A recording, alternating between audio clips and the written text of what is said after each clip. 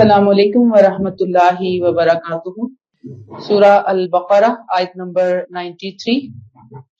رب اشرح لی صدری ویسر لی امری واحلل عقدۃ من لسانی یفقہوا قولی ربی زدنی علما۔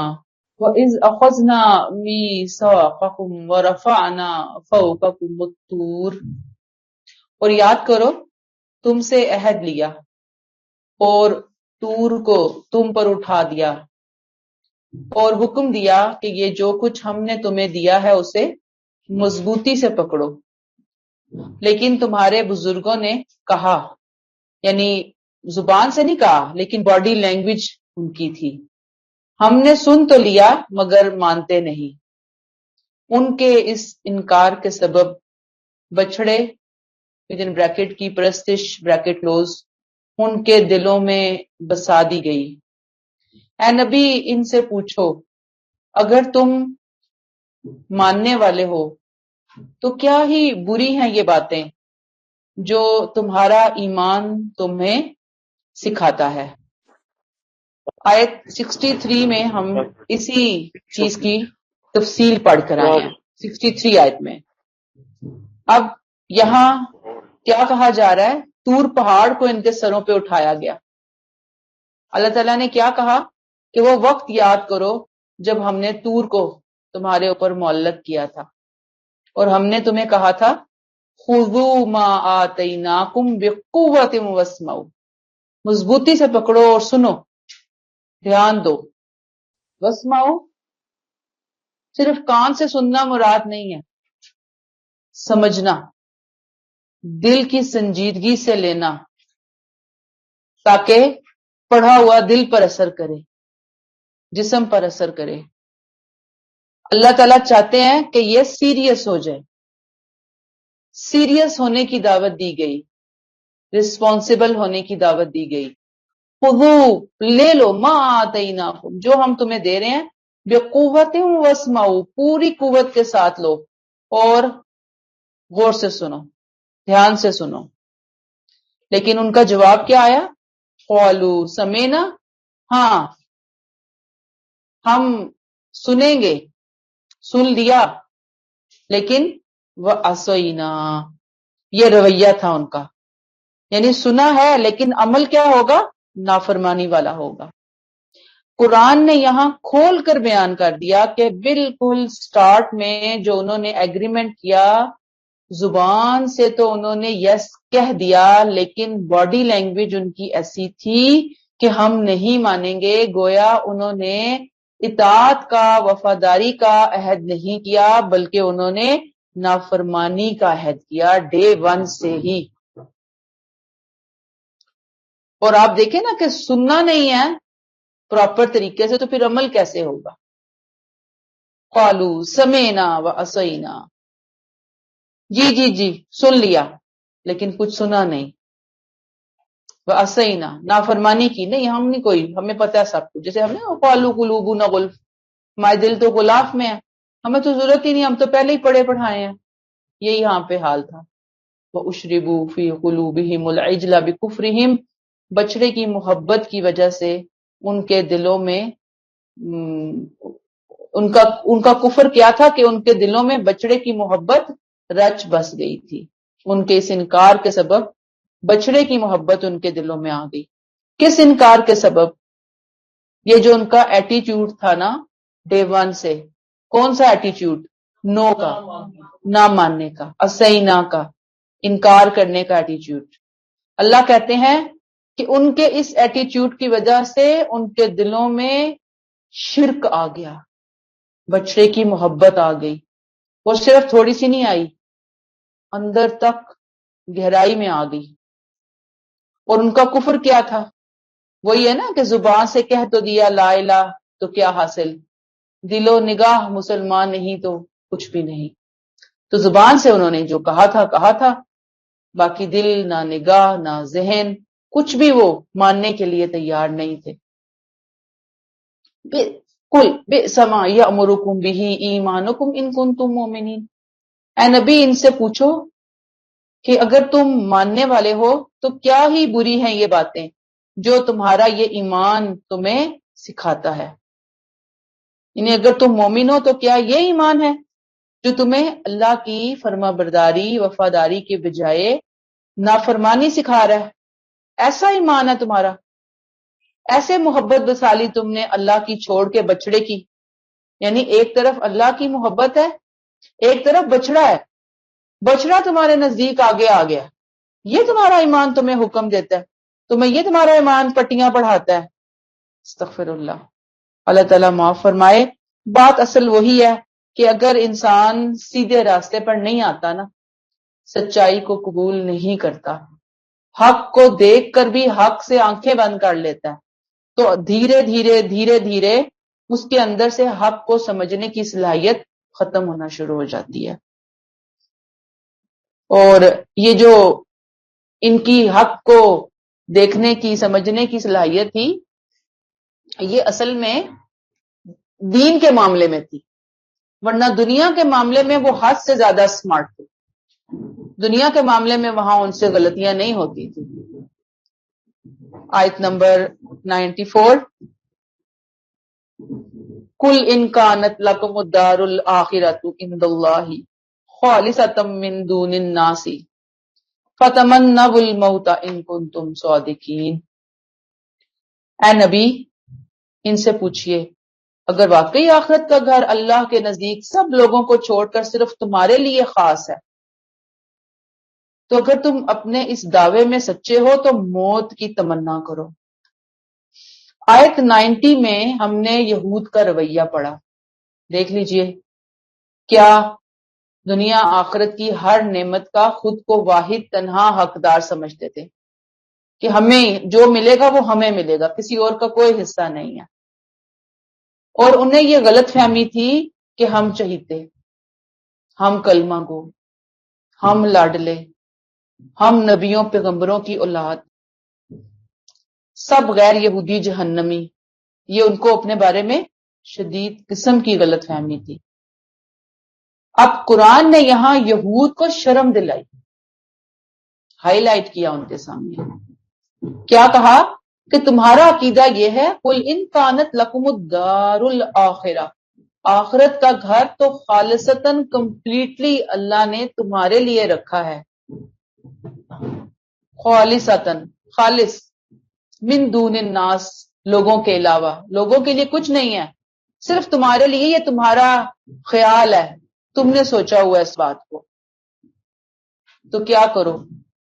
فتمنوا الموت، تو تم موت کی تمنا کرو، موت کی تمنا کرو. ٹکٹ کٹاؤ اور اس دنیا کی ٹرین سے نکلو، جاؤ یہاں سے. تمہیں تو اپنے رب سے ملاقات کا آرزو مند ہونا چاہیے، جلدی جلدی دنیا سے جائیں گے، رب سے ملاقات ہوگی. تمہیں تو موت کی آرزویں کرنی چاہیے. لیکن نہیں، ان کن تم صادقین، اگر تم سچے ہو، لیکن اصلاً تو وہ سچے ہیں ہی نہیں. کیا ہے آیت؟ اگلی آیت بھی اسی کے ساتھ ہم جوڑیں گے، آیت 95. وَلَن يَتَمَنَّوْهُ أَبَدًا بِمَا قَدَّمَتْ أَيْدِيهِمْ وَاللَّهُ عَلِيمٌ بِالظَّالِمِينَ. اور تم دیکھو گے کہ اپنے ہاتھوں کی جو کمائی آگے بھیج چکے ہیں، اس کی وجہ سے یہ کبھی اس کی تمنا نہیں کریں گے. تمنا کیا بنتی تھی ان کی؟ ہونا کیا چاہیے تھا ان کے عقیدے کے مطابق؟ بتائیے. جلدی جلدی موت آئے، ختم، اس دنیا سے جان چھٹے. لیکن انہیں اپنے کرتوتوں کا پتا تھا، انہیں اپنی بیڈ پرفارمنس کا پتا تھا، ان کو اپنی بدعہدیوں کا پتا تھا، ان کو اپنی غداریوں کا پتا تھا، ان کو اپنی نافرمانیوں کا پتا تھا. اس لیے یہ کبھی بھی موت کی تمنا نہیں کریں گے. وَلَن يَتَمَنَّوْهُ أَبَدًا، کبھی بھی نہیں کریں گے. بِمَا قَدَّمَتْ أَيْدِيهِمْ، جو ان کے ہاتھوں نے آگے بھیجا. وَاللَّهُ عَلِيمٌ بِالظَّالِمِينَ، اللہ ان ظالموں کے اعمال سے خوب واقف ہے. انہیں پتہ ہے کہ ہم گئے تو ہماری پکڑ ہوگی، ہم آگے جیسے ہی جائیں گے ہماری پٹائی ہوگی.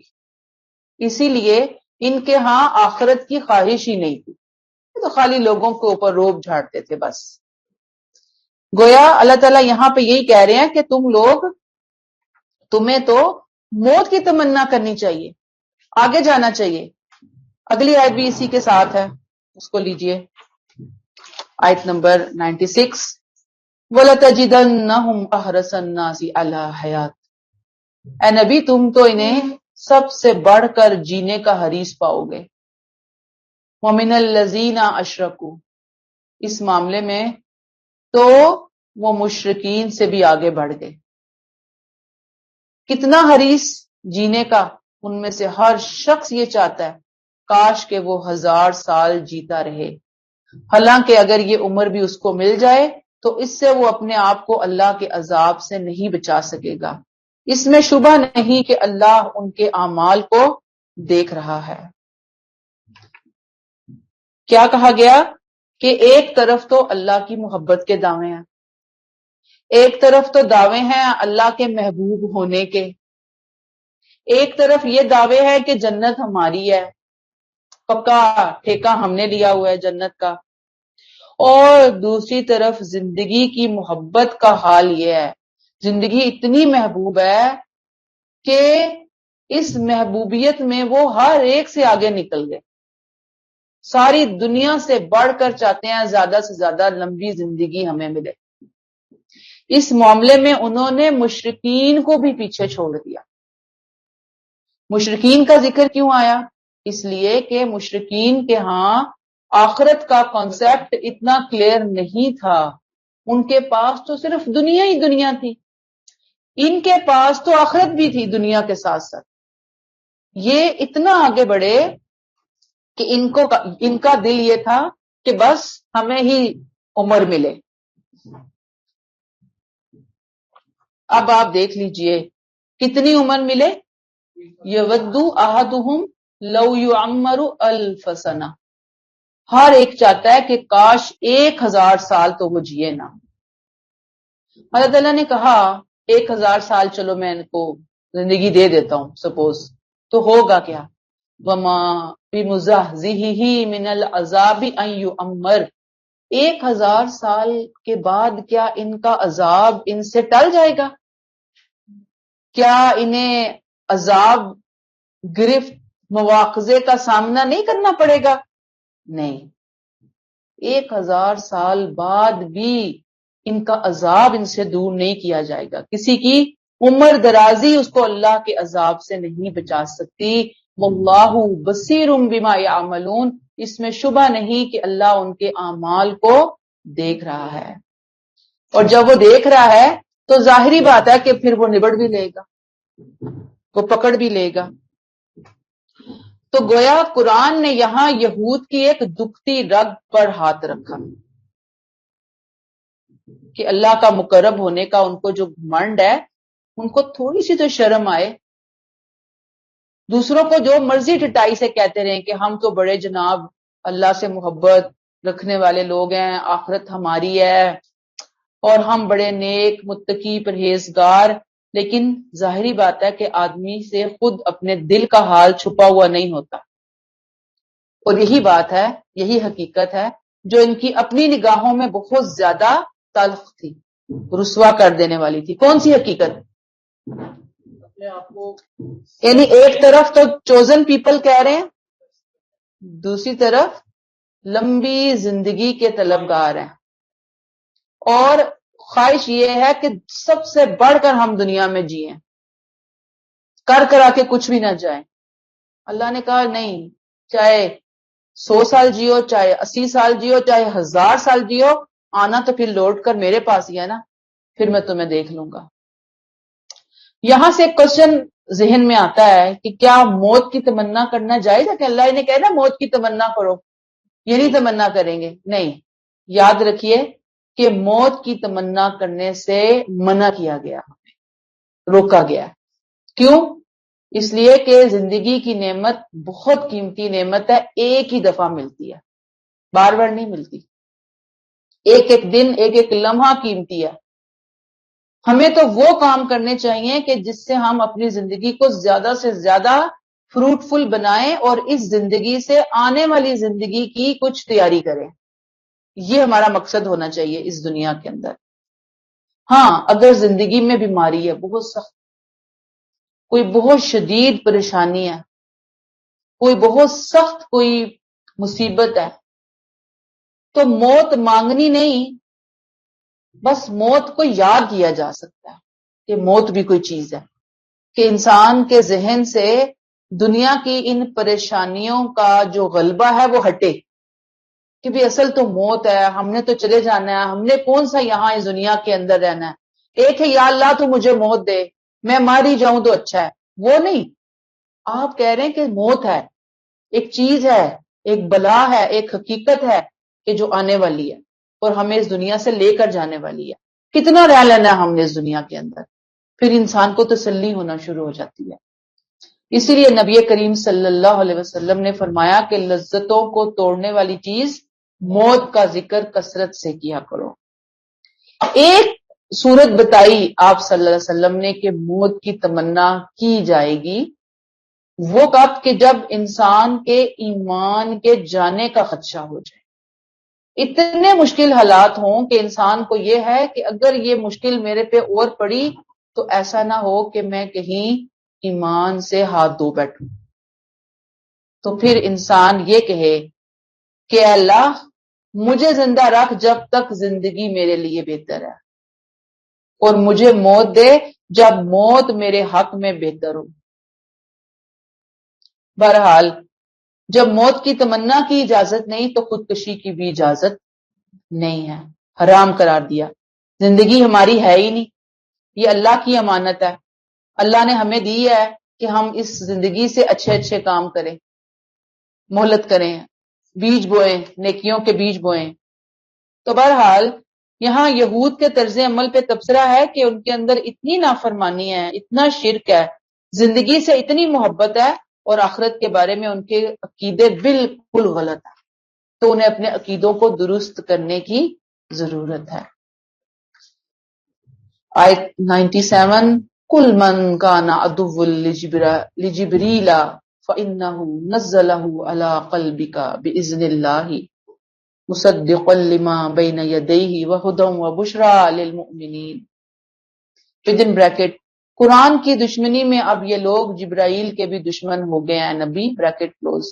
ان سے کہہ دیجئے کہ جو جبرائیل کے دشمن ہیں within bracket وہ اصل میں اللہ کے دشمن ہیں بریکٹ کلوز، اس لیے کہ جبرائیل نے اللہ ہی کے حکم سے یہ کلام تمہارے دل پر اتارا ہے ان پیشن گوئیوں کی تصدیق میں جو اس سے پہلے موجود ہیں، اور ان لوگوں کے لیے ہدایت اور بشارت کے طور پر جو ایمان لانے والے ہیں.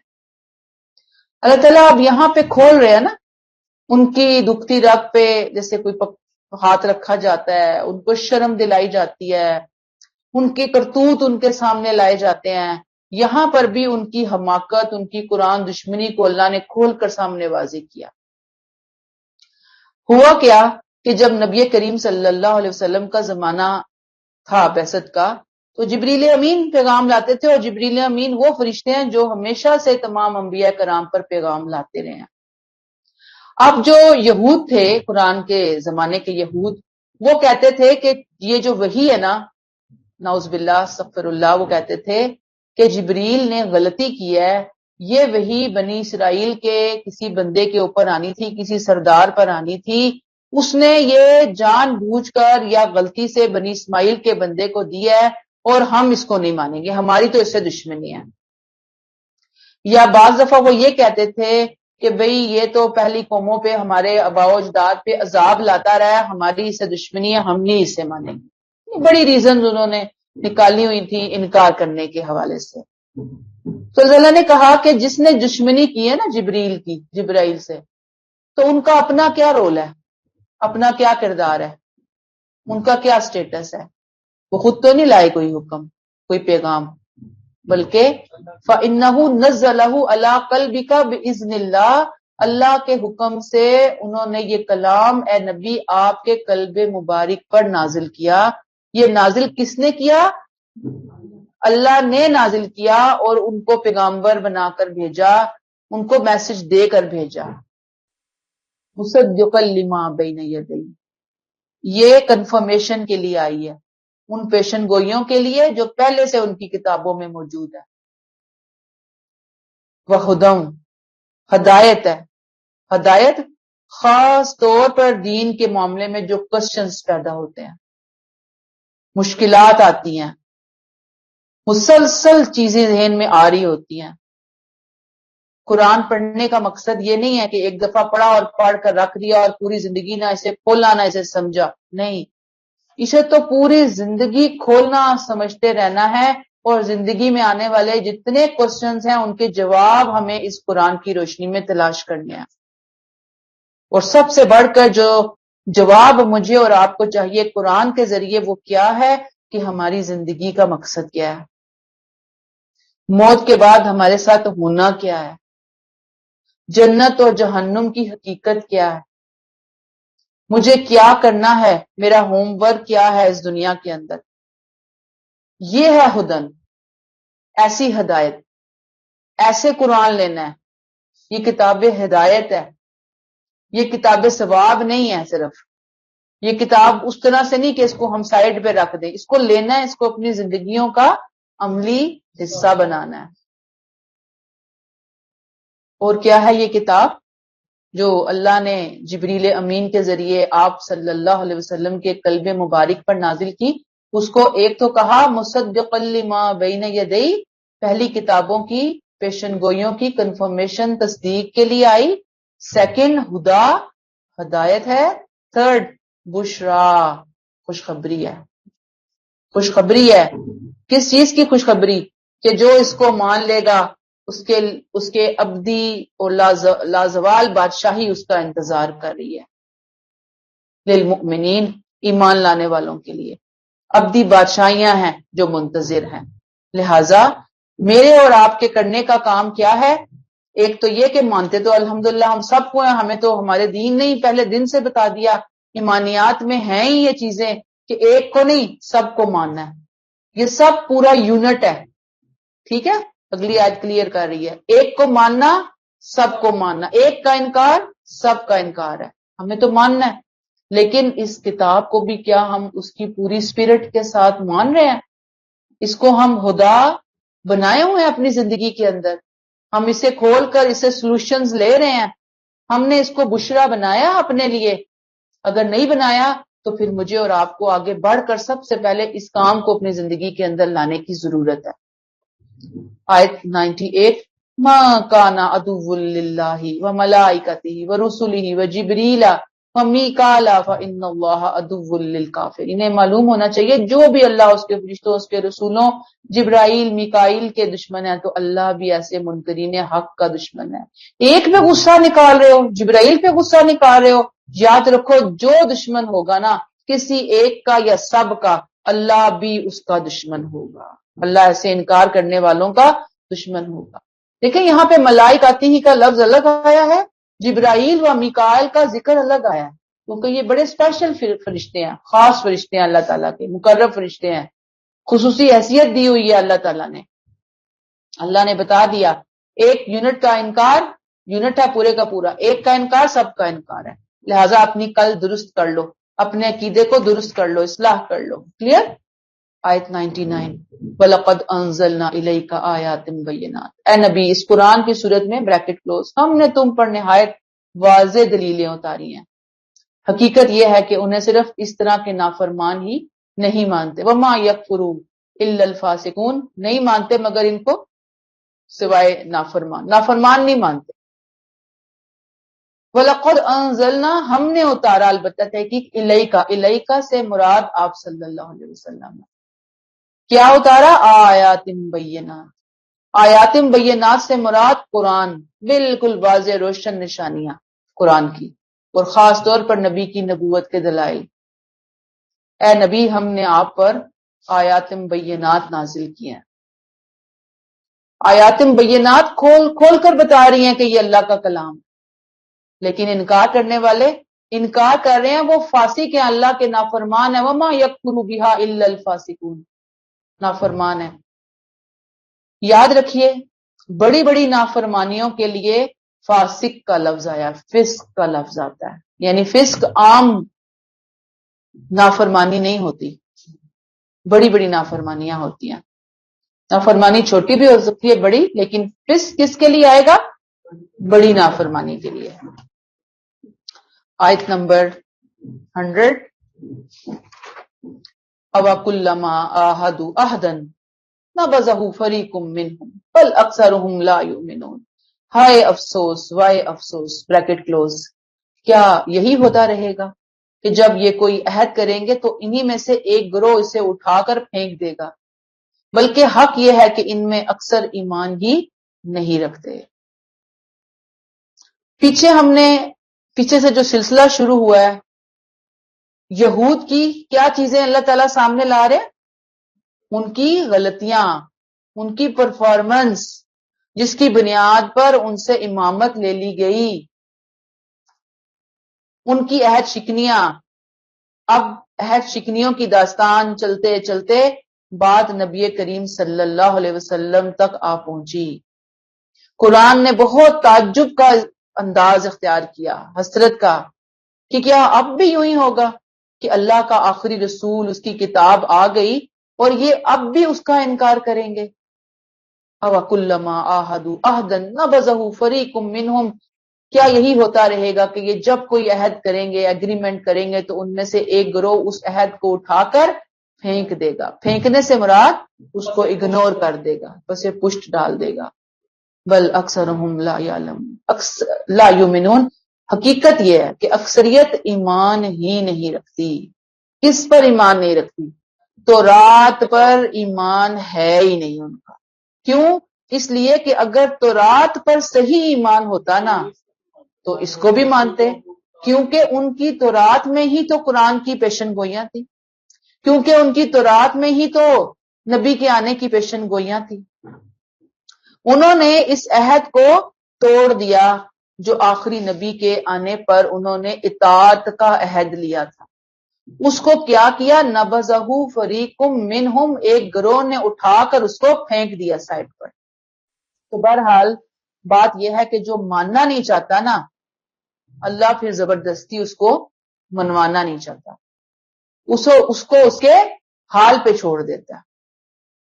آیت نمبر 101. وَلَمَّا جَاءَهُمْ رَسُولٌ مِّنْ عِندِ اللَّهِ، اور اب جب کہ اللہ کی طرف سے ایک پیغمبر ان کے مطابق جو ان کے پاس موجود ہے ان کے پاس آ گئے، ان کی پیشن گوئیوں کے مطابق آ گئے ہیں، تو ان اہل کتاب میں سے ایک گروہ نے اللہ کی اس کتاب کو اس طرح پسے پشت ڈال دیا گویا کہ وہ اسے جانتے ہی نہیں. ان کی مزید عہد شکنی کے واقعات کی کڑیاں اللہ نے جوڑ دی. ہم پیچھے پڑھ کر آئے کہ مذہب کی دنیا میں یہ اکیلے حکومت کر رہے تھے، اکیلے ٹھیکیدار تھے. یہ پچھلے 2000 سال سے انہی کی ہی حکومت تھی، یہود بنی اسرائیل کی. مسلسل آپ کو معلوم ہے کہ ان کے درمیان رسول تشریف لائے، نبی تشریف لائے، کتابیں آتی گئیں. اس مسلسل رسولوں کے آنے، کتابوں کے آنے نے ان کا جو دماغ ہے نا، اس کی وجہ سے ان کا دماغ پھر گیا. آپ نا یہاں آ کے بیٹھ جائیں پلیز، آگے آ جائیں، مشکل میں بیٹھی ہوں. اعوذ باللہ من الشیطان الرجیم. ان کا کیا ہوا؟ دماغ جو ہے نا وہ پھر گیا، تکبر میں آ گئے، مزید عہد شکنیاں کی. اب اللہ تعالیٰ یہاں بتا رہے ہیں کہ بھئی ان کی کتابوں میں تورات، زبور، انجیل میں لکھا تھا کہ ایک نبی نے آنا ہے، آخری نبی نے آنا ہے، بڑی کامیابیوں کے ساتھ انہوں نے آنا ہے. ٹھیک ہے. اب کیا ہوا؟ وَلَمَّا جَاءَهُمْ رَسُولٌ مِّنْ عِندِ اللَّهِ مُصَدِّقًا لِّمَا مَعَهُمْ، جب بھی اللہ کی طرف سے ایک پیغمبر یعنی نبی کریم صلی اللہ علیہ وسلم ان کی پیشن گوئیوں کے مطابق جو ان کے پاس موجود ہے ان کے پاس آ گئے. اب جب کہ اللہ کی طرف سے ایک پیغمبر آ گئے ہیں، رسول صلی اللہ علیہ وسلم تشریف لے آئے، کس چیز کے لیے؟ مصدقا لما، اس کنفرمیشن کے لیے جو ان کی تورات، زبور، انجیل میں پیشن گوئیاں ہیں. تو ہوا کیا؟ نبذا فریق من الذین اوتوا الکتاب تو ان اہل کتاب میں سے ایک گروہ نے اس کو بالکل پسے پشت ڈال دیا، پھینک دیا۔ ہم دیکھ رہے تھے کہ جب تصدیق کرتے ہوئے نبی کریم صلی اللہ علیہ وسلم پہنچے، تصدیق کیا ہے؟ کنفرمیشن۔ ان کی پیشن گوئیوں کے مطابق آپ نے بتایا کہ میں آ گیا، اور یہ بات تمہاری کتابوں کے اندر تورات، زبور، انجیل میں لکھی ہوئی ہے۔ یہ مصدقا لما معہم نبذ فریقم، تو ان کے اہل کتاب میں سے ایک نے ان کو اس بات کو اٹھا کر، اس حکم کو اٹھا کر پھینک دیا، کتاب اللہ وراء ظہورہم، اللہ کی کتاب کو ایسے پسے پش ڈال دیا، کأنہم لا یعلمون، گویا کہ وہ اس کو جانتے ہی نہیں ہیں۔ یہ انہوں نے معاملہ کیا۔ کتاب اللہ وراء ظہورہم، اس معاملے کی سیریسنس کو بیان کیا جا رہا ہے۔ سیریسنس کیوں انہوں نے اس کو نظر انداز کیا؟ ایسے کہ جیسے وہ اس کو جانتے ہی نہیں، لا یعلمون، حالانکہ جانتے تھے، حالانکہ پہچانتے تھے، ماننا نہیں چاہتے تھے۔ کیا وجہ تھی؟ ایک لفظ میں بتائیں۔ حسد، حسد تھا۔ پیچھے ڈال دیا کتاب اللہ وراء ظہورہم، پیچھے ڈال دیا سے مراد بلا دیا۔ زندگی سے کتاب ایسے نکل گئی جیسے وہ تھی ہی نہیں، جیسے اس کا وجود ہی نہیں تھا۔ نابازہ پھینک دیا، غیر اہم سمجھ کر، اپنی پیٹھ پیچھے۔ قرآن بتا رہا ہے کہ ایک گروپ نے اٹھایا اور اپنی اللہ کی کتاب کو سائڈ پہ پھینک دیا، اپنی تورات کو، زبور کو، انجیل کو اور قرآن کو بھی۔ کأنہم لا یعلمون۔ یاد رکھ لیجئے یہاں پہ رک کر، یہ جو نابذ فریق من الذین اوتوا الکتاب کتاب اللہ وراء ظہورہم کأنہم لا یعلمون، صرف ان کے لیے نہیں ہے، آج ہم مسلمانوں کے لیے حرف بحرف یہی بات ہے۔ پورے پیغام کو اہمیت دینی ہے۔ آج مسلمانوں نے اللہ کی کتاب کا بالکل سیم یہی حال کیا ہوا۔ آج عملی زندگی میں ہم نے ادب کیا بنایا ہوا ہے؟ ظاہری ادب، کہ بھئی اس کے اوپر، اس کو نیچے نہیں کرنا، اس کو پیٹھ نہ آ جائے، اس کو اونچی جگہ پہ رکھنا ہے، بس یہ ادب کے پیمانے بنائے ہوئے ہیں۔ پڑھنے پڑھانے کا کوئی ٹائم نہیں ہے۔ دنیا کے امتحانات دینے ہوتے ہیں، جتنی ڈگریاں لینی ہوتی ہیں اتنی اسٹڈیز کر رہے ہوتے ہیں، لیکن آخرت میں جو کامیابی چاہیے ہمیں، اس کے لیے اللہ نے ایک کتاب دی ہے۔ اسٹڈی کرنے کا ہمارے پاس ٹائم نہیں ہے، تو اسٹڈی کا ٹائم نہیں ہے تو عمل کا ٹائم تو بالکل ہی نہیں ہے۔ بات یہ ہے کہ انگریزی ہمارے بچے کتنا بولتے ہیں، سمجھتے ہیں نا، اردو اتنی مشکل، عربی تو بالکل ہی امپاسبل نظر آ رہی ہوتی ہے۔ تو بہرحال بات یہ ہے کہ انہوں نے کتاب کو اہمیت نہیں دی۔ تو یاد رکھیے، چند چیزوں کو لینا اور چند چیزوں کو چھوڑ دینا اللہ کے نزدیک ذرا بھی پسندیدہ بات نہیں ہے۔ اللہ تعالیٰ نے اس بات کے اوپر سخت پکڑ کرنی ہے۔ تو اللہ تعالیٰ ہمیں اس بات سے محفوظ رکھیں، ہمیں، ہمارے پیاروں کو، کہ ہم کتاب اللہ کو وراء ظہورہم کا درجہ دیں خدا نخواستہ زندگی کے اندر۔ اس کو تو ہمیں اپنا امام بنانا ہے، ہم نے اپنے سر کا تاج بنانا ہے قرآن کو، اور اسے لے کر چلنا ہے۔ یہاں تک کلیئر ہو گئی بات؟ اچھا جی، آگے جو آیت آ رہی ہے نا، وہ ذرا لمبی تفسیر چاہتی ہے جادو کے حوالے سے۔ کتاب تو انہوں نے چھوڑ دی، ٹھیک ہے، اللہ نے کتاب دی، اپنے اپنے زمانے میں قرآن آیا، کتاب چھوڑ دی۔ کتاب چھوڑ کر وہ کس چیز کے پیچھے پڑ گئے؟ جادو، ٹونے ٹوٹکے، ان کے پیچھے پڑ گئے۔ اب وہ داستان اللہ بتا رہے ہیں آیت 102 میں، وَاتَّبَعُوا مَا تَتْلُو الشَّيَاطِينُ عَلَى مُلْكِ سُلَيْمَانَ۔ نبی کو نقصان پہنچانے کے لیے بریکٹ کلوز اس چیز کے پیچھے لگ گئے جو سلیمان کی بادشاہی کے نام پر شیاطین جنات پڑھتے پڑھاتے ہیں۔ وَاتَّبَعُوا مَا تَتْلُو الشَّيَاطِينُ عَلَى مُلْكِ سُلَيْمَانَ۔ انہوں نے جادو کے داؤ پیچ نبی پر آزمانا شروع کر دیے صلی اللہ علیہ وسلم پر۔ وہ داؤ پیچ جو حضرت سلیمان علیہ السلام کے زمانے میں بنی اسرائیل کے خراب جو لوگ تھے نا، برے لوگ، وہ شیاطین جن اور انس سے سیکھتے تھے اور پھر آگے لوگوں کے اوپر ان کو اپلائی کرتے تھے. ان یہودیوں نے وہی خرافات اٹھا کر رکھی ہوئی تھی، ان علوم کو سنبھال کر رکھا ہوا تھا، اور نبی کے زمانے میں پھر ان علوم کی کثرت ہو گئی. اسی وجہ سے آپ کو یاد ہوگا کہ آخری صورتیں دی گئیں، معوذتین، سورہ فلق، سورہ الفلق، الناس، آیت الکرسی، حفظ اعظم، منزل، سورہ البقرہ، یہ بتایا گیا نا، توڑ وغیرہ. اب یہاں پہ رک کر پہلے ایک چیز کلیئر کیجئے کہ نبی پر ہمارے پاس کچھ چیزیں موجود ہیں جس میں آتا ہے کہ نبی پر جادو ہوا تھا، لیکن ہمارے پاس دوسری طرف بھی دلائل بہت موجود ہیں کہ اگر نبی پر بھی جادو ہونا شروع ہونا تو پھر اس کا مطلب یہ ہے، نعوذ باللہ نعوذ باللہ، اللہ تو بے بس ہے، نعوذ باللہ، کہ وہ اپنے نبی کی پروٹیکشن نہیں کر سکتے. اگر نبی کی پروٹیکشن نہیں ہو رہی جادو سے تو پھر کسی کی بھی نہیں ہو رہی. سمجھ رہے ہیں نا پوائنٹ؟ نبیوں کی پروٹیکشن اللہ نے کیا.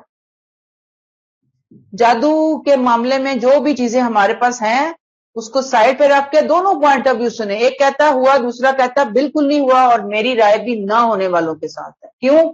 اس لیے کہ اگر نبی پر ہوا ہے نا، معوذتین پڑھ کر بھی 6 مہینے جادو کا اثر رہا، چیزیں بھولنا شروع ہو گئے. ٹھیک ہے، وہ کہتے ہیں جی وہی اور اس طرح کی چیزیں نہیں بھولتے تھے، عام روٹین میں وہ چیزیں بھولتے تھے. امپاسبل ہے. نبی کا ایک ایک لفظ ہائی لیول پہ اللہ تعالیٰ نے اس کو پروٹیکشن دی ہے. اسی لیے وہ سیف پیغام قرآن کی طرح آگے پہنچا ہے. چیزیں جو لوگوں نے بعد میں خود سے گھڑ کے حدیثوں میں شامل کی وہ ایک علیحدہ بات ہے، لیکن نبی کا جو اصل میسج ہے، ان کی سیرت ہے، اللہ نے اس کو پروٹیکشن دی ہے. ٹھیک ہے نا؟ دلائل موجود ہیں، اس کو آپ پڑھیں. آپ اگر سمجھتے ہیں کہ ان کے اوپر جادو ہوا تو آپ سوچ لیں اس معاملے کو. لیکن کہنے کا مطلب یہ ہے کہ نبی کریم صلی اللہ علیہ وسلم کے حوالے سے انہوں نے جادو کی بھرپور کوششیں کی ہیں. ٹھیک؟ میرے خیال میں جو میں ان علماء کے ساتھ ہوں جو کہتے ہیں کوئی اثر نہیں ہوا، لیکن عام لوگ اس کے اندر آ جاتے ہیں جادو کے اندر، کیونکہ بہرحال یہ ایک حقیقت ہے. ٹھیک ہے نا؟ جادو جو ہے نا وہ ایک معاملہ ہے، ہو جاتا ہوتا ہے. دوسری بات بہت کلیئر کٹ جان لیجئے کہ ہمارے دین نے جادو کرنا، کرانا، سیکھنا، سکھانا، ہر چیز کو حرام قرار دیا ہے. یعنی یہ کس درجے کا گناہ ہے؟ حرام درجے کا گناہ ہے جادو. اس کے قریب بھی نہیں جانا، ورنہ ایمان گیا. نہ کرنے کے لیے، نہ کروانے کے لیے، نہ توڑ کرنے کے لیے. یاد رکھ لیجئے، ہمیں اجازت نہیں دی گئی. ہمیں تو اس کی جگہ قرآن کی آیات دی گئی ہیں، معوذتین، کہ کسی کو اگر محسوس ہو کہ جادو ہو رہا ہے، معوذتین پڑھیے، آیت الکرسی پڑھیے. جو 3 کل ہیں 3 دفعہ صبح پڑھنا ہے، 3 دفعہ مغرب کے وقت، رات کو سوتے ہوئے، ہر فرض نماز کے بعد آیت الکرسی. ہم کہیں کہ جی ہم تو اتنا پڑھتے ہیں، ہم پہ تو جادو کا اثر ختم نہیں ہوتا. اچھا بھی اگر ختم نہیں ہو رہا تو پہلے تو نوٹ کریں کہ پڑھتے کیسے ہیں. کیا اللہ تعالیٰ کے باقی احکامات میری زندگی کے اندر ہیں؟ کہیں میں باقی جگہ نافرمانیاں تو نہیں کر رہی؟ اور اگر میں نہیں کر رہی، میں بہت اچھا چل رہی ہوں، ٹریک پہ چل رہی ہوں، اس کے باوجود اگر مجھے فیل ہو رہا ہے کہ جادو کے کچھ اثرات ہیں. جادو کیا ہوتا ہے کہ انسان کی ٹیسٹ رپورٹس اور ادھر ادھر کی کوئی چیز اس کے سمجھ میں نہیں آ رہی ہوتی، لیکن حالات، صحت خراب ہوتی جا رہی ہوتی ہے، حالات بگڑ رہے ہوتے ہیں، خراب ہو رہے ہوتے ہیں. جادو کے اثرات ہو سکتے ہیں. پھر اب انسان سوچتا ہے کہ جی میں اپنے رب کے ساتھ بالکل فیئر ہوں، نماز، روزہ، زکوٰۃ، حج اس کی کتاب کے ساتھ پکی جڑی ہوئی ہوں، باعمل ہوں، بہت کوششیں ہو رہی ہیں، اس کے باوجود یہ معاملات ہیں میری زندگی کے اندر. تو اب آپ یہ دیکھیں، چھوڑ دیں نا، چھوڑیں. اب آپ یہ دیکھیں کہ معوذتین اور یہ سب چیزیں پڑھ کر بھی اثرات ختم نہیں ہو رہے، تو اس کا مطلب یہ ہوا، اس کا مطلب یہ ہوا، میں آپ کو شروع میں بتا کر آئی کہ اللہ نے یہ دنیا آزمائش کے لیے بنائی ہے. امتحان ہے. یہاں انسان کو مشکلات میں ڈالا جاتا ہے، بیماریوں سے، تکلیفوں سے، پریشانیوں سے، رزق کی تنگی سے، محرومیوں سے، اولاد کی کمی سے، شادی نہ ہونے سے، مختلف چیزوں سے آزمایا جانا ہے اس کو نا، بندے کو. اب جب اس کی آزمائش ہونی ہے، اللہ نے کوئی نہ کوئی ذریعہ سبیل یعنی کہ ذریعہ یا سبیل بنانی ہے اس کی آزمائش کے حوالے سے. تو اب یہ بات جان لیں کہ میرا رب مجھے آزما رہا ہے اس معاملے کے اندر، اور مجھے یہاں پہ صبر کرنا ہے. اب اگر اللہ نہیں چاہ رہے کہ مجھ سے جادو کا یہ اثر دور ہو، تو اٹس مین کہ دنیا کی کوئی طاقت مجھ سے جادو کا وہ اثر دور کرنے کی طاقت نہیں رکھتی. یہ میرا اور آپ کا عقیدہ توحید ہونا چاہیے پکا، کہ اگر قرآن کی یہ آیات پڑھ کر نہیں نکل رہا جادو کا اثر، ختم نہیں ہو رہا معاملہ، پھر مجھے صبر کے ساتھ نماز حاجت پڑھتے ہوئے یہ چیزیں اپنی روٹین میں رکھتے ہوئے اپنی زندگی کو گزارنا ہے. کب تک؟ جب تک میرا رب نہیں چاہتا، کیونکہ ان کے حکم سے یہ معاملہ ہوا. پھر اس کے بعد یہ کہ جادو کو حد سے زیادہ دماغ پہ سوار نہیں کرنا. کیوں نہیں کرنا؟ اس لیے کہ اگر جادو میں ایسی کوئی شکتیاں ہوتی نا، تو آج ہمیشہ سے آج تک دنیا پہ جادوگروں کی حکمرانی ہوتی. ہر فیلڈ میں جادوگر گھسے ہوتے، ان کے ہاتھ میں ہوتی پاورز. لیکن آپ اور میں دیکھتے ہیں کہ آج دنیا پہ علم کی حکمرانی ہے، سائنس اور ٹیکنالوجی کی حکمرانی ہے، محنت کرنے والوں کی حکمرانی ہے. یہ ہیں پاورز، یہ ہیں چیزیں. جادوگر بچارے گلی گلی محلے محلے میں بہت ہوا تو 1000 1500 2000 5000 10,000 بندے لے کے بیٹھ جائیں گے. وہ بھی میں بہت حد بتا رہی ہوں آپ کو. اور وہ بھی جو کام کر رہے ہوتے ہیں، وہ بھی چند چیزیں جو ہیں وہ ہوتی ہیں اثر رکھتی ہیں، اور چند چیزیں اثر نہیں رکھتی. سمجھ آئی ہے؟ لہٰذا جادو سے، جادوگروں سے ڈرنے گھبرانے کی ضرورت نہیں ہے. بس اپنا رویہ اپنے رب کے ساتھ درست رکھیں. کوئی ہمارا بال بیکا نہیں کر سکتا. یہ قرآن کی آیت ابھی میں آپ کے سامنے پڑھوں گی. اچھا، اب آپ دیکھیں جیسے سیاست ہوتی ہے، آپ کو پتا ہے لوگوں کے پاس، سیاسی لوگوں کے پاس پیسہ بھی بہت ہوتا ہے، لوگ بھی بہت ہوتے ہیں، اقتدار ہوتا ہے. اب بندے چاہتے ہیں میری پارٹی کا لوگ ہی، جماعت کے لوگ ہی اقتدار میں رہیں. ایسے لوگ بھی جادوگروں کے پاس جاتے ہی ہوں گے، ٹونے ٹوٹکے والوں کے پاس. تو آپ دیکھیں پوری دنیا میں ایسا تو نہیں ہوا نا کہ ایک ہی گروپ جو ہے وہ حکومت میں رہے، ایک ہی کے بندے کے ہاتھ میں اقتدار ہے. کچھ بھی نہیں ہوتا ایسا، ہو سکتا ہی نہیں ہے. جہاں جہاں جادو کرنے والے کچھ آپ کو کامیاب نظر آتے ہیں، اٹس مین کہ وہاں اللہ نے ان کو موقع دیا ہوا، چھٹی ملی ہوئی ہے ان کو.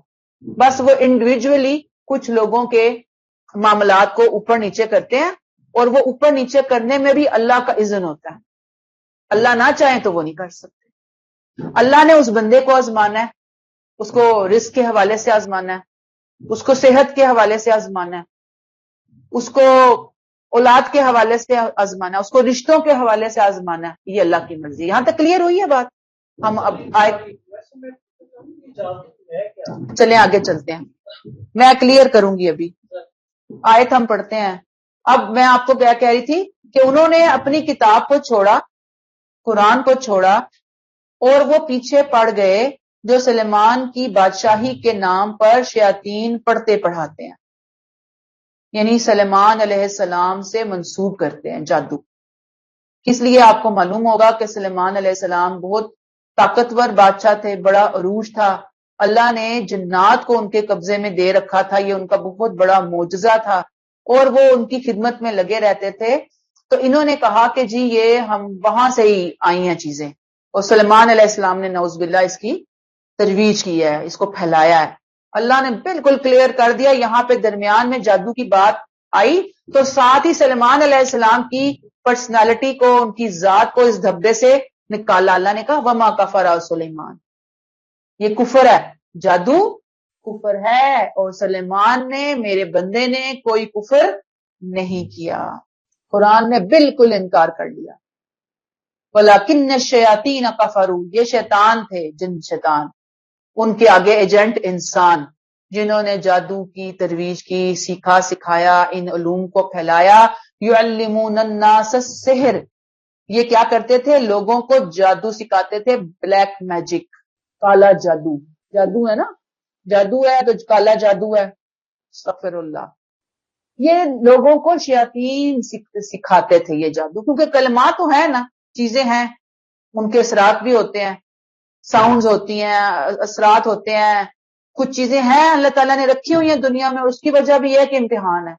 اگر یہ نیگیٹو چیزیں نہ ہوں تو پھر سارے انسان پازیٹو ہوں تو پھر نیگیٹو تو کچھ ہوگا نہیں، تو امتحان کیسے ہوگا کہ پازیٹو پہ بندے رہتے ہیں یا نیگیٹو کی طرف آتے ہیں. بات سمجھ آئیے؟ سمپل اتنی سی بات ہے. اچھا جی، اب آپ دیکھ لیجئے کہ سلیمان علیہ السلام کا میں نے آپ کو بتا دیا کہ وہ کیا کرتے تھے، جنات کے ذریعے اللہ تعالیٰ نے ان کو بتایا ہوا تھا کہ کام لیتے تھے. ٹھیک ہے، لوگ کہتے ہیں کہ وہ جادو کے زور سے انہوں نے جنوں کو قابو کیا ہوا تھا. ایسا نہیں ہے، اللہ نے معجزانہ طور پر ان کو جنات پر قابو دے رکھا تھا. اب یہ جو جادو ہے نا، یہ اصل میں ایک فن ہے، چیزوں اور کلموں کے ذریعے اثرات ڈالے جاتے ہیں انسانوں کے اوپر، مختلف کلمات پڑھ کے، مختلف چیزوں کے ذریعے. ہم اس کا انکار نہیں کریں گے، جادو کا انکار نہیں کریں گے، اس کی حقیقت ہے. جب قرآن کہتا ہے کہ جادو سیکھا سکھایا جاتا رہا، جادو کے پیچھے پڑے اس دین کے، یہ ہے اللہ نے اسے حرام قرار دیا. ایسی چیزوں سے مسلمانوں کو بچنا چاہیے. اب اس کی شروعات دیکھیں ہوئی تھی 350 قبل مسیح میں، عیسیٰ علیہ السلام سے قیامت سے 350 سال پہلے جو موجودہ عراق ہے بابل، وہاں کا بادشاہ تھا بنو قد نظر، بخت نظر بھی بولا جاتا ہے، بخت نصر. اس نے یروشلم پر حملہ کیا، بنی اسرائیل کو اپنا غلام بنایا، اپنے ساتھ بابل لے گیا. ٹھیک ہے، وہ ایک بادشاہ آیا ظالم، اس نے ان کی حرکتوں کی وجہ سے اللہ نے اس کو بھیجا تھا. وہ نان مسلم، یہ تو مسلمان تھے نا اپنے زمانے کے، اس نے ان کو اپنا غلام بنایا، بابل لے گیا. یہ آفت ان پر کیوں آئی مجھے بتائیں؟ ان کی غلط پرفارمنس، ان کے کرتوتوں کی وجہ سے. اب دیکھیے کہ اہل بابل جہاں یہ گیا لے کر ان کو، وہاں جادو ٹونے کا بہت زیادہ رواج تھا، اور وہ لوگ بنی اسرائیل پر جادو ٹونوں کے ذریعے بڑے ظلم اٹھاتے تھے. اب چونکہ بنی اسرائیل میں اچھے لوگ بھی موجود تھے، اس لیے اللہ تعالیٰ نے ان اچھے لوگوں کی مدد کی ان ظالم جادوگروں کے شکنجے سے بچنے کے لیے، اس بادشاہ کے ظلم و ستم سے بچنے کے لیے ان کی مدد بھی کی، ان کے اچھے لوگوں کی. بات سمجھ میں آئی؟ یعنی جادو شروع ہو چکا تھا، ان کو جادو کے ذریعے بہت آزمایا جا رہا تھا، ان پہ ظلم و ستم کے پہاڑ توڑے جا رہے تھے. اللہ نے 2 فرشتے بھیجے، ہاروت اور ماروت، بابل شہر میں ایک خاص علم دے کر، تاکہ اہل بابل کے جادو کا توڑ کیا جا سکے. اب یہ جو ہاروت اور ماروت علم لے کر آئے، یہ علم ایسا تھا کہ جب وہ سکھاتے تھے تو جیسے ایک چیز سے 2 کام آپ لے سکتے ہیں نا، 2 کام لے سکتے تھے اس علم سے، پازیٹو بھی اور نیگیٹو بھی. اب جب وہ آتے فرشتوں کے پاس کہ بھئی یہ فرشتے آئے ہاروت اور ماروت کے نام سے، لوگوں کو پتہ چل گیا جی اللہ نے بھیجے ہیں، یہ مدد کے لیے آئے ہیں. وہ کہتے تھے ہمیں بھی سکھاؤ نا جادو. تو وہ کہتے تھے اچھا آؤ، یہ میں تمہیں سکھاؤں، ہم تمہیں سکھائیں گے تو صحیح، لیکن یاد رکھو کہ یہ علم جو ہے نا یہ فتنہ ہے. فتنہ کیا ہے؟ آزمائش ہے، امتحان ہے. وہ بتاتے کہ انما نحن فتنہ، ہمارا یہ علم 2 دھاری تلوار کی حیثیت رکھتا ہے. اگر تم نے اس کو برے مقاصد کے لیے استعمال کیا تو کفر میں مبتلا ہو جاؤ گے، شرک میں مبتلا ہو جاؤ گے. لیکن اب آپ دیکھیں اخلاقی پستی بہت نیچے پہنچ گئی تھی. بجائے یہ کہ یہ اپنے لیے ان علوم کو حاصل کرتے، انہوں نے ان علوم کو اپنی اخلاقی پستیوں کے لیے استعمال کیا. اور جو سب سے بری ترین شکل تھی اس علم کے استعمال کی، وہ میاں بیوی کے درمیان جدائی تھی. یعنی آپ کو میں ایک مثال دوں کہ علم ایسا تھا جیسے 2 میاں بیوی ہے نا، ان کے درمیان جیسے جھگڑے ہیں، لڑائیاں ہیں. بنی اسرائیل یہ جو بابل والے ہیں نا، ایسا جادو کر رہے ہیں کہ وہ میاں بیوی کے درمیان جدائی ڈال رہے ہیں۔ اب ان کو جو علم دیا ہاروت اور ماروت نے، وہ علم ایسا تھا کہ یہ اپنے اس علم سے میاں بیوی کے درمیان محبت ڈالیں۔ انہوں نے محبت تو ڈالی کوئی نہ، انہوں نے اس علم کے اندر یہ پاور بھی تھی کہ وہ محبت کی جگہ نفرت ڈالیں، یعنی محبت بھی ڈال سکتے تھے اور نفرت بھی۔ انہوں نے بجائے یہ کہ اپنے اس علم کو پازیٹیولی استعمال کرتے، انہوں نے اس کو نیگیٹو استعمال کیا اور انہوں نے میاں بیوی کے گھر توڑنے کے لیے اس کو استعمال کیا۔ کتنی بری اور گندی حرکت ہے نا، کہ ایک میاں بیوی آپس میں خوش و خرم رہ رہے ہیں، دوسرا شخص ہے اس کو اس کی بیوی پسند آ گئی ہے، اس نے کہا کہ اس کو میں ختم کراؤں اور یہ مجھ سے شادی کرے یا مجھ سے نہ بھی کرے، ان کا گھر ٹوٹے، ان کے بچے برباد ہوں، اپنے علم کو نیگیٹو استعمال کرتے تھے۔ بات سمجھ آئی یہاں پر؟ تو انہوں نے یہ علم حاصل کیا، یہ بدترین جرم تھا، اور انسانی جو معاشرہ ہے نا، اس کی جڑیں کاٹ دینے کے مترادف تھا یہ والا حرکت، یہ جو حرکت تھی جادو کی، جو قسم انہوں نے سیکھی تھی۔ آپ صلی اللہ علیہ وسلم کے زمانے میں جو یہودی تھے، انہی علم کی جو باقیات موجود تھی، انہوں نے حضور کے خلاف اس کو استعمال کرنا چاہا، تو بہرحال اللہ تعالیٰ نے بتایا کہ بھئی یہ معاملہ ہوا ہے۔ آئیں اب ہم آیات پڑھتے ہیں، ٹھیک ہے۔ وَمَا كَفَرَ سُلَيْمَانُ وَلَكِنَّ الشَّيَاطِينَ كَفَرُوا يُعَلِّمُونَ النَّاسَ السِّحْرَ۔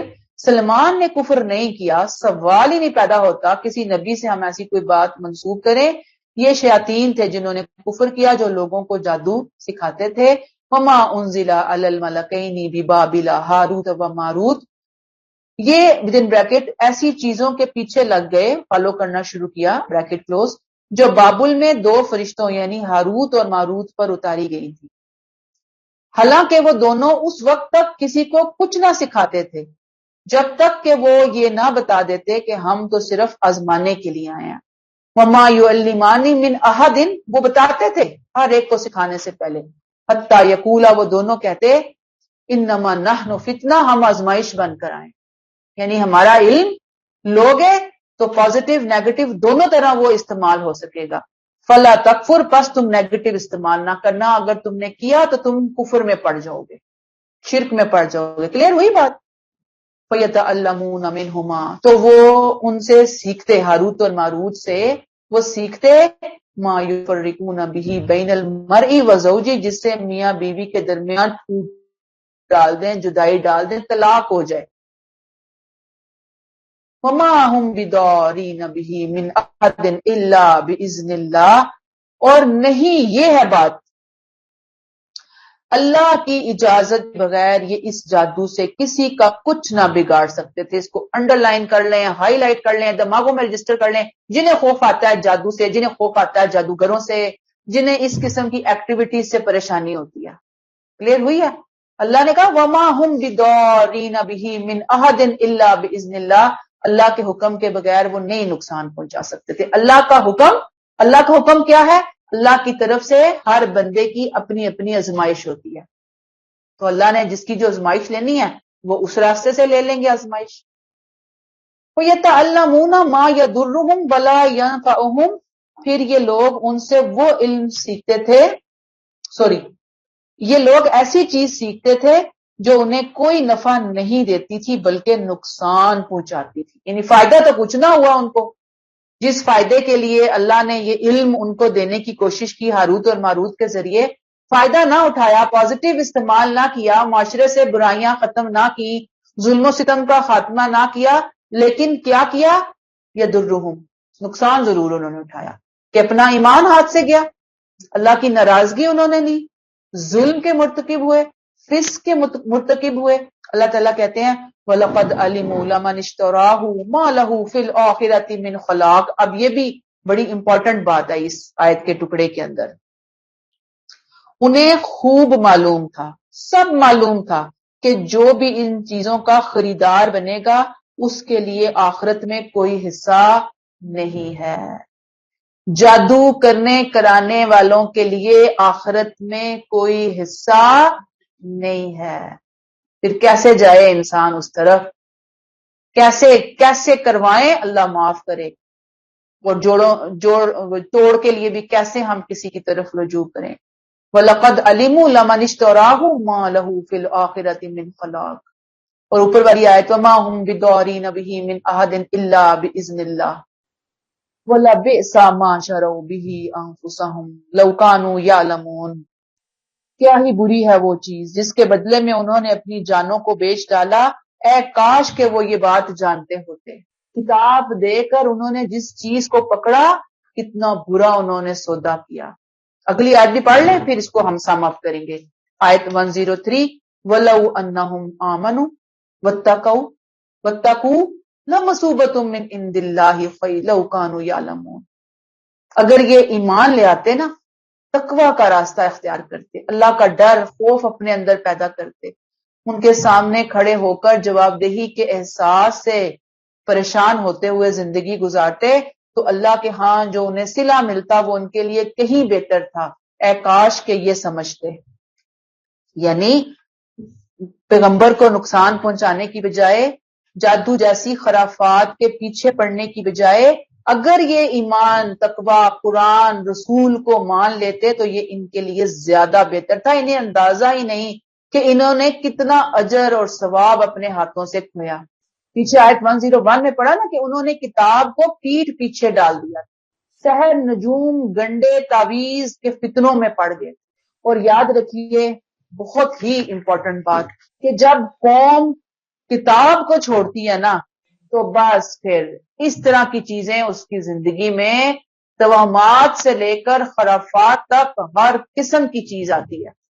پھر جگہ جگہ آپ کو بلیک میجک کا توڑ کرنے والے ملتے ہیں، آئیں اور توڑ کروائیں، آئیں اور توڑ کروائیں، آئیں اور جادو کروائیں. ایسے ایسے جادو کی قسمیں استغفر اللہ، اللہ معاف فرمائے. کیا کیا ان لوگوں نے کوششیں کی ہوئی ہیں. اللہ نے یہاں کہہ دیا الا باذن اللہ، جادو میں کوئی طاقت نہیں، کوئی نقصان نہیں جب تک کہ اللہ کا حکم نہ ہو. اور نقصان کیا ہوا جادو سے؟ ان لوگوں کو ایمان گیا، آخرت گئی، خاندان ٹوٹے، گھر ٹوٹے، نسلیں تباہ ہوئیں. آسان ہے یہ؟ تو نقصان ہی نقصان ہے نا. تو اللہ تعالیٰ معاف فرمائے اور ان چیزوں سے محفوظ فرمائے. تو یہ جو جادو وادو ہے نا اس کی بڑی قسمیں ہیں. مثلا شوبدہ بازی، آپ نے دیکھا ہوگا کہ ہیلی کاپٹر جو ہے نا وہ لاکھوں کیمرہ مینوں کی موجودگی میں، آڈینس کی موجودگی میں ہیلی کاپٹر تک لوگ غائب کر لیتے ہیں. مرغی غائب ہو گئی، فلاں چیز غائب ہو گئی، فلاں چیز نکل آیا. تو یہ جو میجک ہو رہا ہوتا ہے نا یہ سب شوبدہ بازی ہوتی ہے، یعنی آنکھوں کی نظر بندی اسے کہتے ہیں. اس سے بہت گھبرانے کی یا ہائے ہائے ہائے ہائے کرنے کی ضرورت نہیں. یہ ایک علم ہے، موجود ہے، ہوتا ہے. جیسے سائنس اور ٹیکنالوجی ہے ایسے یہ بھی ایک علم ہے. ٹیلی پیتھی، ہپناٹزم، خیالات کے ذریعے دوسروں کو میسج کرنا، کسی چیز کی حقیقت کو تبدیل کر دینا، یہ ساری چیزیں جو ہیں وہ جادو کے اندر آتی ہیں. بہرحال اگر فیل ہو گیا کہ بندش ہو گئی ہے کوئی بات نہیں، پینک ہونے کی ضرورت نہیں ہے، پینک کریٹ کرنے کی ضرورت نہیں ہے. لوگوں کے گھروں میں ایسا بھی ہوتا ہے کہ خون کے چھینٹے دیواروں پہ پڑنا شروع ہو جاتے ہیں، صندوق کھلتے ہیں، اٹیچی کیس کھلتے ہیں، خود کپڑے باہر نکلتے ہیں اور آپ کی آنکھوں کے سامنے اس کو آگ لگ رہی ہوتی ہے. آپ لوگ پریشان ہو کر اوئے ہوئے کیا ہو گیا؟ ہو گیا، اللہ معاف فرمائے، ہو گیا. کوئی پڑ گیا شیطان آپ کے پیچھے، کیا کریں گے؟ اب اس شیطان سے اس کا توڑ کرنے کے لیے اب اللہ کو ناراض کریں گے؟ ڈھونڈیں گے بندہ کہاں ہے، کہاں ہے، کون بندہ بیٹھا ہے، کون اللہ کا ولی پیر فقیر، چلو چلو اس کے پاس جاؤ اور جادو کا توڑ کر کے آئیں. نہیں، ہمیں اس کی اجازت نہیں ہے. ہمیں نہ یہ ہمارے نبی نے بتایا. اگر ایسا ہوتا، جادو ان کے زمانے میں چل پڑا تھا، کب سے چل رہا تھا، ان کے زمانے میں عروج پہ پہنچا ہوا تھا. انہوں نے ہمیں بتا دیا کہ بھی آیت الکرسی پڑھو، معوذتین پڑھو، یہ پڑھو، یہ پڑھو، یہ پڑھو، بس. اور اگر اس کے باوجود فرق نہیں پڑا اپنے اعمال کو چیک کرو. نہیں فرق پڑا، صبر کرو، نماز حاجت پڑھو، صدقہ خیرات کرو، اور اس کو بہت ڈسکس مت کرو، اس کو مت پھیلاؤ، لوگوں میں بھی پینک کریٹ مت کرو، کیونکہ ہر ایک کا عقیدہ ایک جیسا نہیں ہوتا.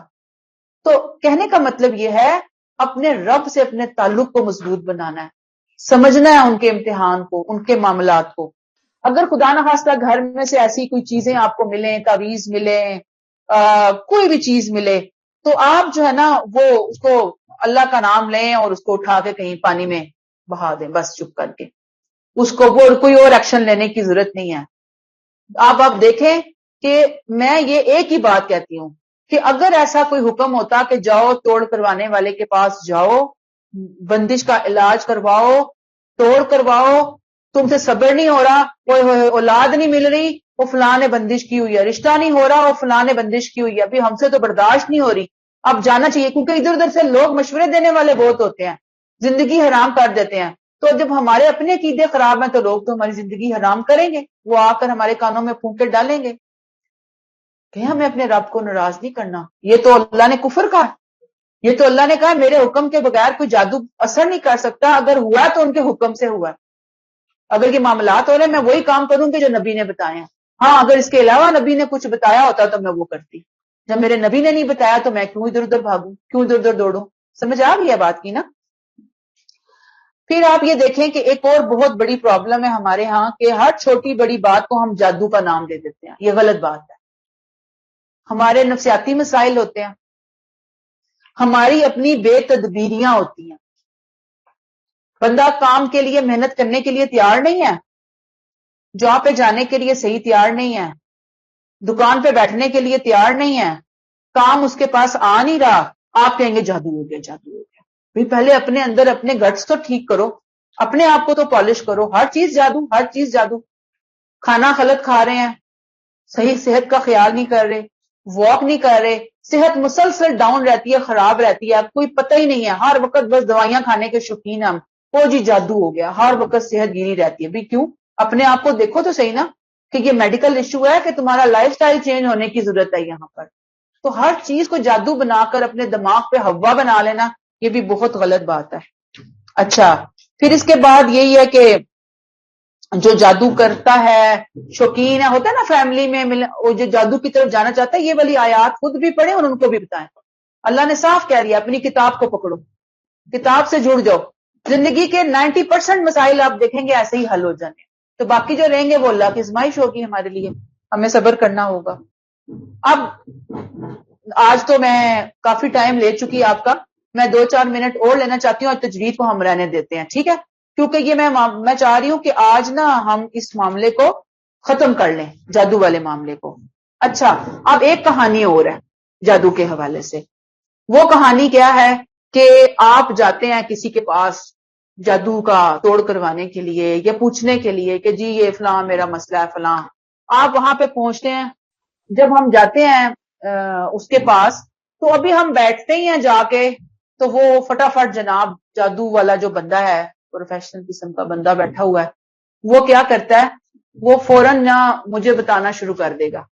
ویسے ایک مثال دے رہی ہوں اپنا نام دے کے، اللہ نہ کرے کہ ہم جانے والے ہوں، وہ بتانا شروع کر دے گا کہ اچھا تمہارا یہ مسئلہ ہے، تمہارے گھر وہ فلاں آتی ہے خاتون اور پھر اس نے فلاں جگہ فلاں چیز رکھی ہوئی ہے، وہ فلاں معاملہ کیا تمہارے فلاں رشتے نے۔ میں کہتی ہوں کہ واہ سبحان اللہ، یہ بندہ تو بہت پہنچا ہوا ہے، اس کو میں تو آج فرسٹ ٹائم اس سے ملی ہوں اور اس کو میرے بارے میں ایچ اینڈ ایوری تھنگ پتا ہے۔ پھر ہم وہاں سے اس سے خوب امپریس ہو کر آتے ہیں اور پھر ہم آ کے 10 لوگوں کو بھی بتاتے ہیں کہ جی فلاں تو بہت پہنچا ہوا ہے۔ پھر جتنا یقین عقیدہ ہم لے کر آتے ہیں اسی حساب سے پھر ہمارے معاملات ہو رہے ہوتے ہیں۔ یاد رکھیے اللہ نے ہر آزمائش کا ایک ٹائم مقرر کیا ہوا، 2 مہینے، 2 سال، 10 سال، 20 سال۔ اب ہم گئے ہیں کسی کے پاس دوڑتے بھاگتے پیسے لگا کے 10 گھنٹے کے سفر کر کے وہاں پہ بھی جا کے بیٹھے، خوب نظر نیاز نذرانے وغیرہ دیے، اس کے بعد اللہ ہی چاہ رہے تھے کہ جی اب اس کی آزمائش ختم ہونی ہے نا، تو ہم نے کہا وہ اس نے ختم کر دی ہماری آزمائش، ہم کیونکہ اس کے پاس گئے تھے، اس نے ہمیں بتایا توڑ، لہٰذا ہماری آزمائش جو ہے نا وہ ختم ہو گئی ہے۔ کلیئر ہوئی ہے بات؟ چکر کیا ہوتا ہے؟ ایک تو یہ کہ ایک ٹائم آ گیا آپ کا ایکسپائری، آپ کی آزمائش کے ختم ہونے کا، اس میں اس کا کوئی کمال نہیں ہے، کیوں؟ ایک پتا بھی اللہ کے حکم کے بغیر نہیں ہلتا، وہ کیا کر سکتا ہے؟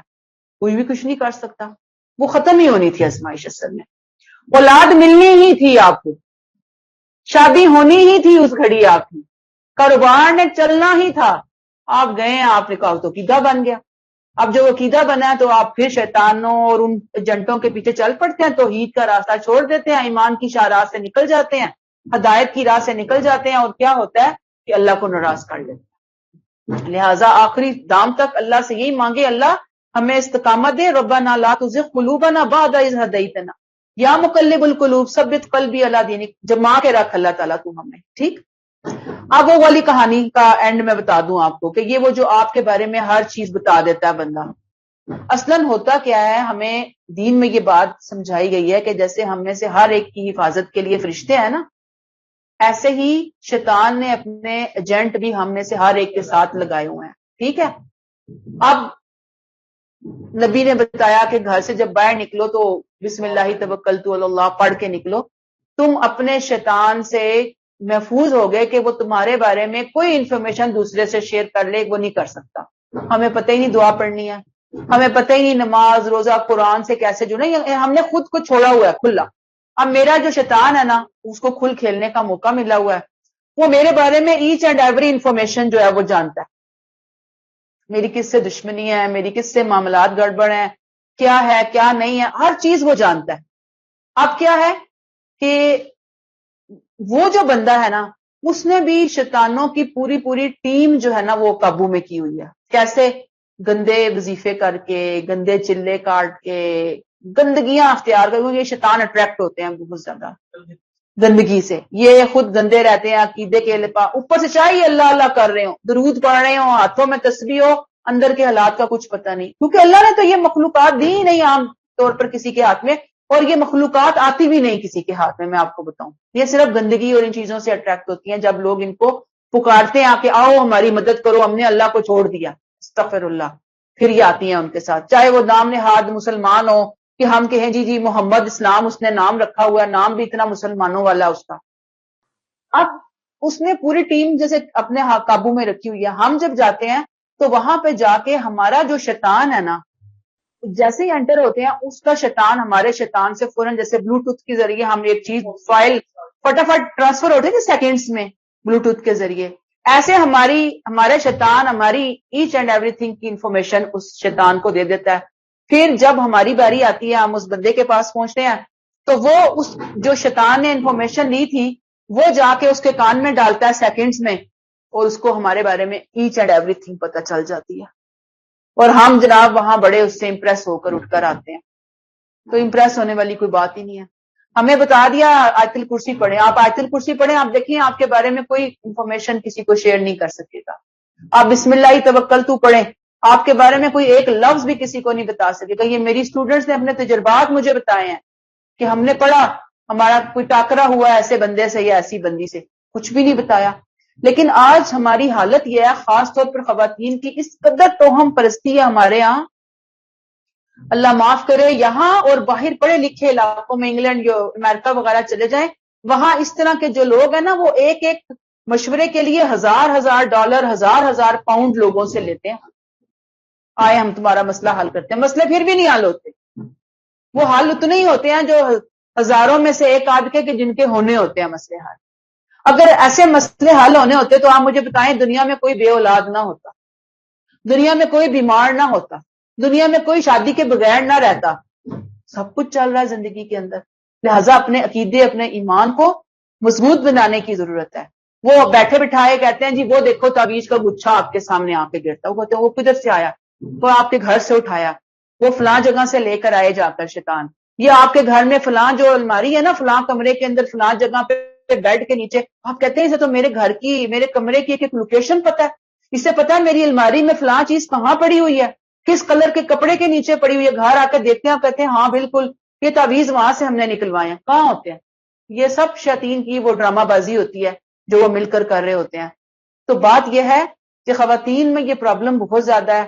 گھروں سے نکلنا اس سوچ کے ساتھ کہ ہم جائیں کسی کے پاس توڑ کروانے کے لیے اس بندش کا، اس کا علاج کوئی بتائیں، کوئی جادو ٹونے ٹوٹکے والا پیر فقیر کوئی بھی نہیں ہے، صرف اللہ اور اللہ کے رسول کا بتایا ہوا طریقہ، اس کو فالو کرنا ہے. کلیئر ہوگی بات؟ سبحانک اللہم و بحمدک، نشہد ان لا الہ الا انت، نستغفرک و نتوب الیک. السلام علیکم ورحمۃ اللہ وبرکاتہ.